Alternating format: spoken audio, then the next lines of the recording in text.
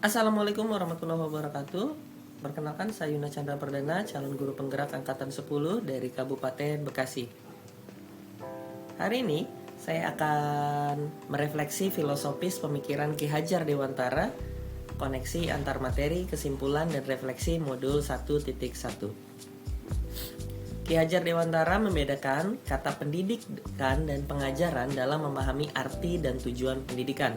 Menurut Ki Hajar Dewantara, pengajaran adalah bagian dari pendidikan. Pengajaran merupakan proses pendidikan dalam memberi ilmu atau berfaedah untuk kecakapan hidup anak secara lahir dan batin.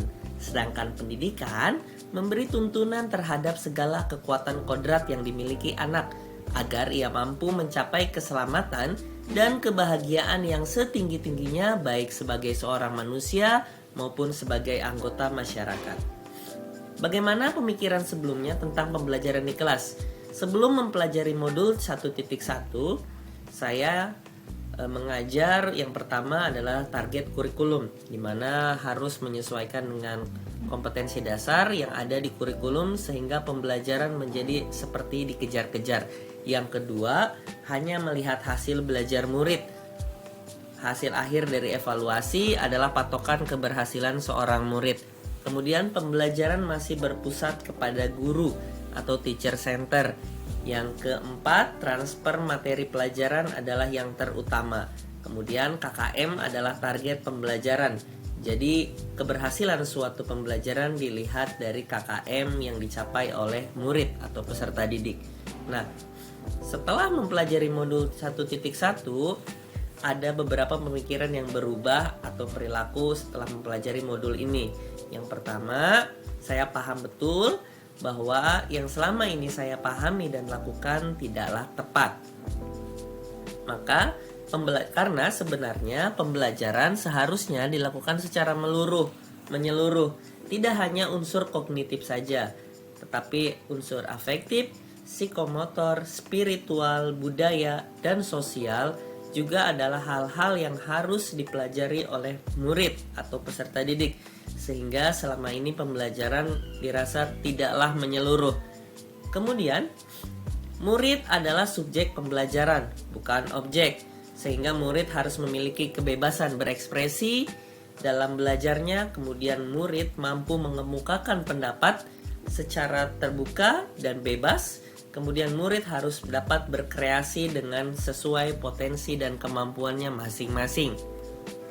Kemudian peran guru adalah sebagai fasilitator dalam pembelajaran, bukan lagi sebagai pusat pembelajaran, tetapi guru bersifat sebagai fasilitator yang menyediakan kebutuhan dan pendidikan anak-anak di dalam kelas pembelajaran. Guru jadi bersifat sebagai fasilitator.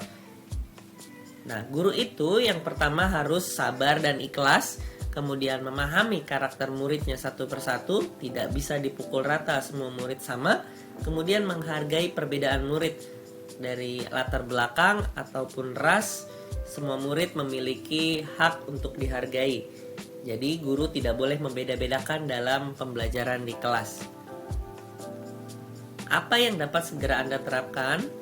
Lebih baik agar kelas Anda mencerminkan pemikiran Ki Hajar Dewantara.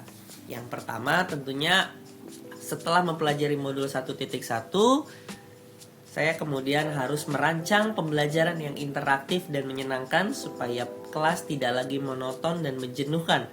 Kemudian yang kedua, pembelajaran berbasis teknologi seperti yang diucapkan Ki Hajar Dewantara, bahwa pembelajaran harus menyesuaikan kodrat zamannya sehingga mengikuti perkembangan teknologi yang ada pembelajaran abad 21 saat ini.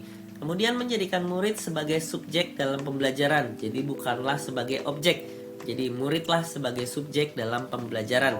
Yang terakhir, membuat pembelajaran yang meningkatkan pemikiran kritis, kreatif, kolaboratif, dan komunikatif sehingga peserta didik menjadi pembelajar seutuhnya. Mereka mampu berpikir secara kritis, kreatif, kemudian mampu berkolaborasi dengan teman-temannya dan mampu mengkomunikasikan pendapat mereka.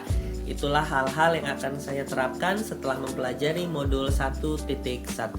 Terima kasih, semoga video ini bermanfaat. Assalamualaikum warahmatullahi wabarakatuh.